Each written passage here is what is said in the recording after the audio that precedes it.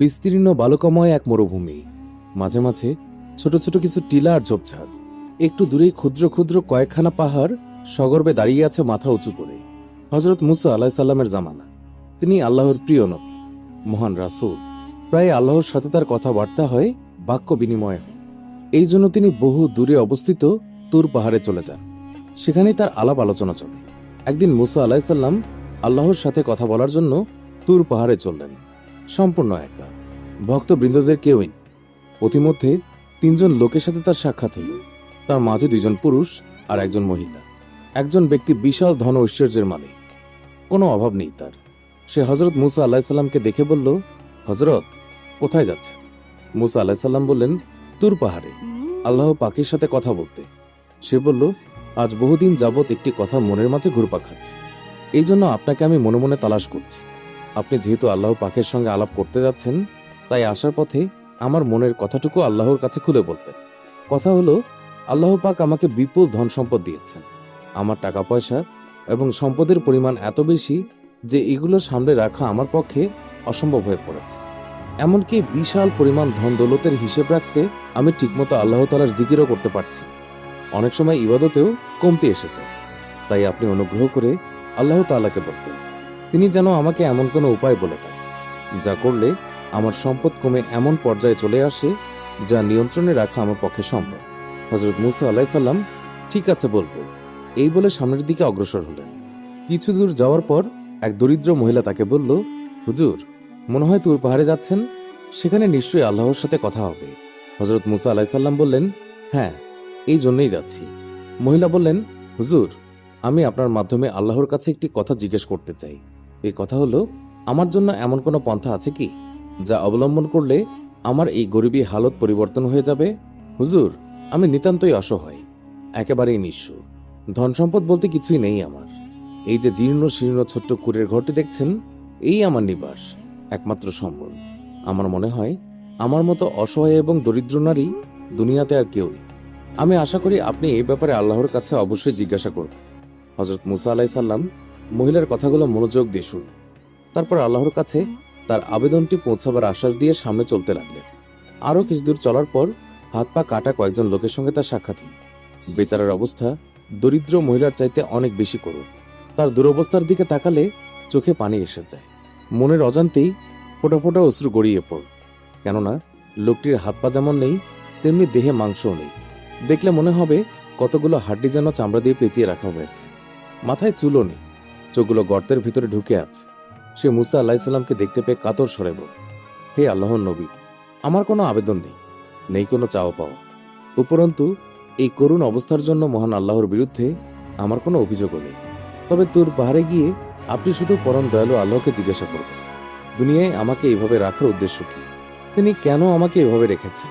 তিনি আমাকে কি উদ্দেশ্যে সৃষ্টি করেছেন?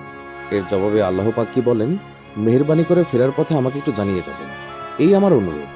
হযরত মুসা আলাইহিসসালাম তাকে পূর্বোক্ত ব্যক্তির ন্যায় আশ্বাস দিলেন। তারপর পুনরায় চলতে চলতে একসময় গিয়ে তুর পাহাড়ে হাজির হলেন। তুর পাহাড়ে এসে অন্যান্য দিনের মতো আজও হযরত মুসা আলাইহিসসালাম আল্লাহর সাথে কথাবার্তা বললেন। তারপর ফেরার পূর্বে এক এক করে 3 ব্যক্তির আবেদনের কথাও জানলেন। আল্লাহ তাআলা ধনী ব্যক্তির আবেদনের প্রেক্ষিতে বললেন, তুমি লোকটাকে বলে দিও, আমি তাকে সহায় সম্পত্তি এবং ধন সম্পদের যে নিয়ামত দান করেছি, সে যেন তার শুকর না করে, অকৃতজ্ঞ হয়, এতেই তার সম্পদ কমে যাবে। আর গরিব মহিলাকে বলি, তাকে আমি যে অবস্থায় রেখেছি, সে যেন এই অবস্থায় থেকেও আমার শুকরিয়া আদায় করে। তাহলে অল্প দিনের মাঝেই তার অবস্থার উন্নতি ঘটবে, দূর হয়ে যাবে তার ফকিরি অবস্থা। সর্বশেষ হাত পা কাটা পঙ্গু লোকটির ব্যাপারে বললেন, তাকে বলো, জাহান্নামের দেয়ালে একটি ছিদ্র আছে, আমি তাকে ওই ছিদ্র দিয়ে বন্ধ করব। এই কাজের জন্যই আমি তাকে সৃষ্টি করেছি। হযরত মুসা আলাইহিসসালামের সব কাজ শেষ, এবার ফেরার পালা। তিনি আপন গন্তব্যের উদ্দেশ্যে পা বাড়ালেন। পথের মাঝে সর্বপ্রথম দেখা হলো পঙ্গু লোকটির সঙ্গে। তিনি তাকে বললেন, ভাই, আমি তোমার ব্যাপারে আল্লাহর কাছে জিজ্ঞাসা করেছি। তোমার সম্পর্কে তিনি যে কথা বলেছেন তা মোটেও আনন্দদায়ক নয়। তিনি বলেছেন, দোজখের দেয়ালে নাকি একটি ছিদ্র আছে, আর ওই ছিদ্র বন্ধ করার জন্যই তিনি তোমাকে সৃষ্টি করেছেন। হযরত মুসা আলাইহিসসালামের কথা শেষ হওয়া মাত্রই লোকটি উচ্ছ্বসিত আনন্দে লাফিয়ে উঠতে চাইল। অন্তরে বয়ে চলে খুশির ঝড়। তার ভাব দেখে মনে হলো সে যেন একটি শুভ সংবাদ শোনার জন্যই যুগ যুগ ধরে অপেক্ষা করে আসছে। সে দুফোঁটা আনন্দের অশ্রু ফেলে বলল, আলহামদুলিল্লাহ, আমি আজ পরমভাবে পুলকিত, এই জন্য যে আল্লাহ তাআলা আমাকে অনর্থক সৃষ্টি করেননি, আমাকেও একটি কাজে ব্যবহার করবেন। আমার জন্য এর চেয়ে খুশির কথা আর কি হতে পারে যে সকল বাদশাহের বাদশাহ মহাপরাক্রমশালী আল্লাহ তাআলা আমার মতো একটি নাদানকেও একটি কাজের উদ্দেশ্যে নির্ধারণ করে রেখেছেন। যাক, আমার জীবন তাহলে সার্থক।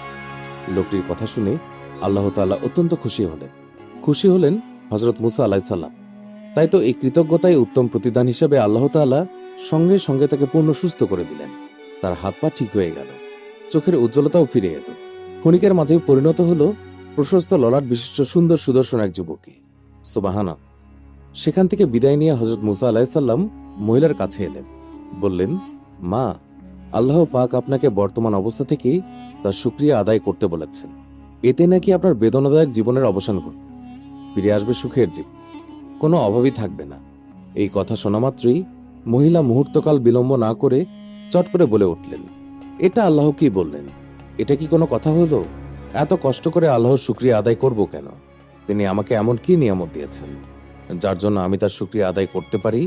যান, আপনার কথা আমি আর শুনতে চাই না, দয়া করে আপনি যেতে পারেন। মহিলার মুখ থেকে ধৃষ্টতাপূর্ণ কথা শুনে হযরত মুসা আলাইহিস সালাম মনে খুব কষ্ট পেলেন। মনে মনে বললেন, কেন আল্লাহ তাআলা কি তাকে বসবাসের জন্য ছোট্ট হলেও একটি কুঁড়ে ঘর দেননি? তাকে দেখার জন্য চোখ, চলার জন্য পা, ধরার জন্য দুইটি হাত দেননি? সে কি নিয়মিত ঠান্ডা পানি পান করে না? স্বাভাবিকভাবে প্রস্তাব করতে পারে না? তিনি কি তাকে বাকশক্তি দেননি? এগুলো কি আল্লাহর নিয়ামত নয়? তবে কেন এই দৃশ্যতা, কেন এই অদ্ভুতপূর্ণ আচরণ? কথাগুলো তিনি তন্ময় হয়ে ভাবছিলেন। সঙ্গে সঙ্গে তিনি মহিলার পরিণতির কথা ভেবে উদ্বিগ্নও হচ্ছে। তার ললাটে ফুটে উঠেছে গভীর চিন্তার রেখা।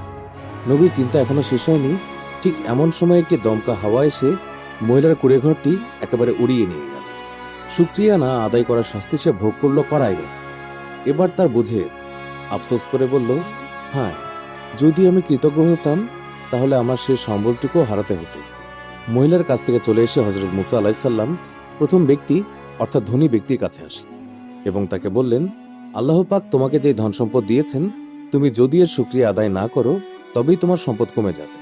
হযরত মুসা আলাইহিস সালামের মুখ থেকে অকৃতজ্ঞতার কথা শোনা মাত্রই সে আঁতকে ওঠে। এরপর বিষয়ভরা কণ্ঠে বলল, এ তো কিছুতেই হতে পারে না যে খোদা আমাকে এত ধন সম্পদের অধিকারী করেছেন, যার অপরিসীম দয়ার কারণে এত ঐশ্বর্যের মালিক হয়েছি, কি করে আমি তার নাফরমানি করব? কি করে আমি তার প্রতি অকৃতজ্ঞ হব? এ যে আমার কল্পনারও অতীত। এই কথা বলার পর তার সম্পদ আরো বেড়ে গেল।